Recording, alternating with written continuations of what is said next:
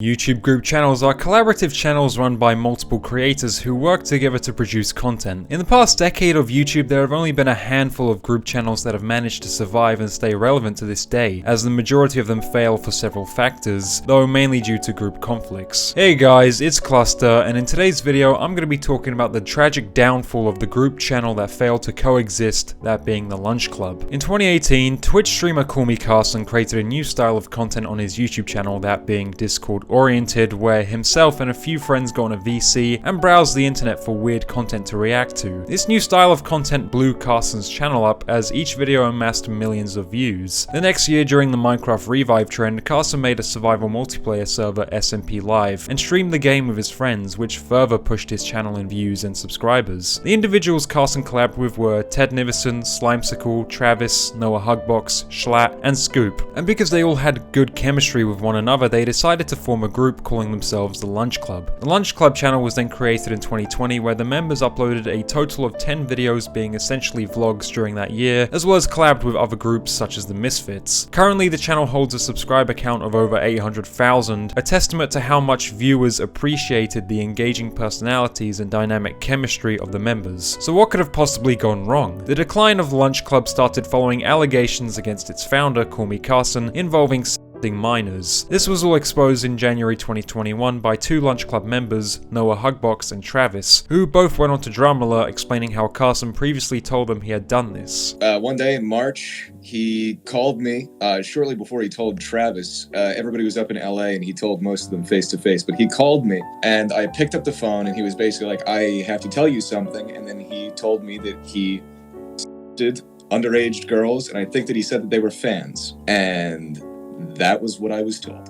Did he tell you how old they were? At the time, no. Does anyone even know who these girls are? I mean, I don't. No one knows who the girls are. We just know that Carson, confessed to his friends that he was doing this. The entire interview was criticized heavily, as both Travis's and Hugbox's statements lacked clarity, leaving the ages and identities of the victims unknown. jschlatt later addressed the situation in more depth through a video on his second channel, The Weekly Slap, sharing what he knew about the Carson allegations. Around late February, early March, Carson told the Lunch Club guys, as well as a bunch of close friends of his at the time, that he had been s***ing his fans. He explained that he had exchanged photos with the 17-year-old while he was 19, and that he was done with it. He hadn't done it in months. He was ashamed of what he had done, and all that stuff. A tweet was later made by Carson's former friend, It's Joko, who leaked messages sent by Carson on a private server where Carson admitted his guilt. I'm not into kids, but I did trade nudes with people under the age of 18, which is very bad. I was 19. That's all you need right there. That's Carson's profile.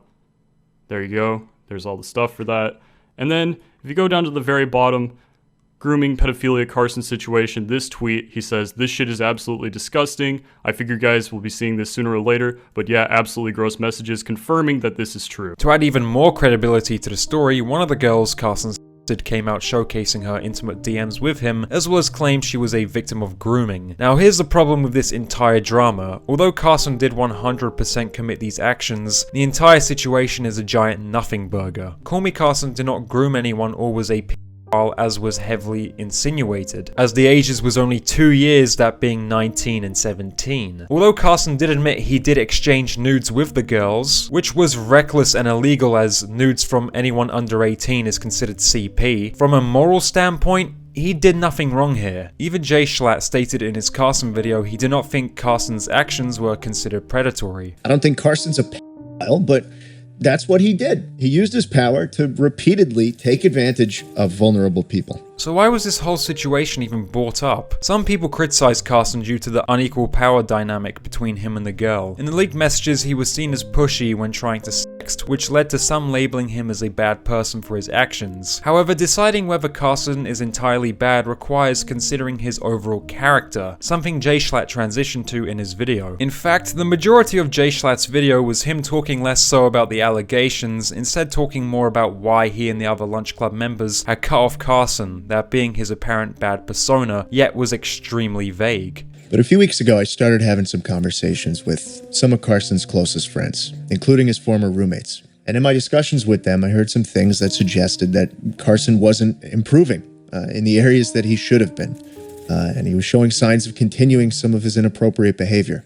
And apparently this was happening while I was spending all this time trying to help him. And while he was saying that he was working on himself and that he was changing and that he hates the person he used to be. jschlatt claimed that Carson was continuing his inappropriate behavior, but didn't clarify what he was talking about. Did this mean Carson was talking to more girls? If so, who are they? Were the ages the same? Or worse? This video raises so many questions. My takeaway from jschlatt's video was that the Lunch Club members had cut off Carson due to him being an apparent bad person, and instead chose to keep their personal negative experiences with him private instead of publicizing them. Slimecicle next responded to the situation by claiming when Carson had told him he a 17-year-old, Slimecicle immediately contacted law enforcement, reported Carson, and cut ties completely. However, there was a problem found with Slimecicle's statement, that problem being he may have potentially lied. But the part that I take issue with in particular is Slime claiming that he filed a tip with federal law enforcement about Carson. If this was true, and Slime had also completely cut ties with him and withdrew from Lunch Club, why would Slime still follow Carson on Twitter after he found out this stuff? Let alone this fact, why would he keep interacting with Carson after the fact on sites like Twitter, and even feature in videos of his afterwards? It just doesn't exactly make sense to me. Why would you continue to associate with someone publicly after filing a tip about them to law enforcement? However, the hate for Carson would still continue after jschlatt's video, as something was exposed regarding the streamer Katerino. To give context, Carson had previously collabed with another streamer named Katerino. In 2020, Carson had stated that he and Kate had been in a relationship and that she had cheated on him with the Misfits member Fitz, who was also close friends with Carson. What was exposed the next year by YouTuber Anything for Views was that Carson and Kate were in fact never dating, and although Katerino did cheat on her boyfriend during that time, her career was tarnished by Carson's fanbase as they believed she had cheated on him. I was 19 and I cheated on my boyfriend, and a very big streamer lied about it and it got out of hand. You know what? You said very big streamer. Are you sure about that one? He was big at the time. Carson left the internet for several months after being exposed, returning in late August stating how he was returning to live streaming in September and that he planned to donate 100% of his profits to a different charity each month, never mentioning the drama nor replied to the ex-Lunch Club members' comments about him. The controversy faded into irrelevance shortly after, though one Lunch Club member had not yet decided to move on. Noah Hugbox released a tweet longer speaking more about the Carson situation in 2022, stating that he had learned from the other Lunch Club members that Carson told them entirely different stories as to how many girls he had contacted and what the ages were, planning to get each member to speak about what Carson had told them and to release the video on the Lunch Club channel, though in the end the plan fell through and instead they went to Keemstar. Noah then alleged that the age gap between Carson and the other girl was not 2 years. The problem with Noah Hugbox's tweet longer was he provided zero evidence to back up any of his claims against Carson, not even stating the actual age gap between Carson and the girl. In 2023, Noah had continued to attack Carson by replying to one of his tweets, "I think it's fascinating you tried to fly a 16-year-old girl out to the house I lived in with you to take your virginity." The most frustrating thing about Noah is how he continues to sprinkle information rather than tell the full story. And the reason he refuses to is apparently because the amount of lying people do makes it hard to tell the truth, and I have a life, job, friends, etc., and do not want my life to be ruined by a bogus lawsuit orchestrated by people with way more money than me. The thing that confuses me about statements like this is Noah claims he doesn't want to come out because of a potential lawsuit, but him just making small comments about how there was an apparent 16-year-old girl involved and that the age gap was apparently bigger could still get him sued. There is possibly more to the CallMeCarson story, yet this information will possibly never come to light. So what caused the downfall of the Lunch Club? Well, from all the information presented in this video, you would think it was mainly due to the CallMeCarson situation. On the other hand, whilst researching to make this video, I did find a few interesting statements made by the streamer It's Josh regarding how Lunch Club operated behind the scenes, commenting how the Lunch Club members never really talked to one another as friends but only discussed business.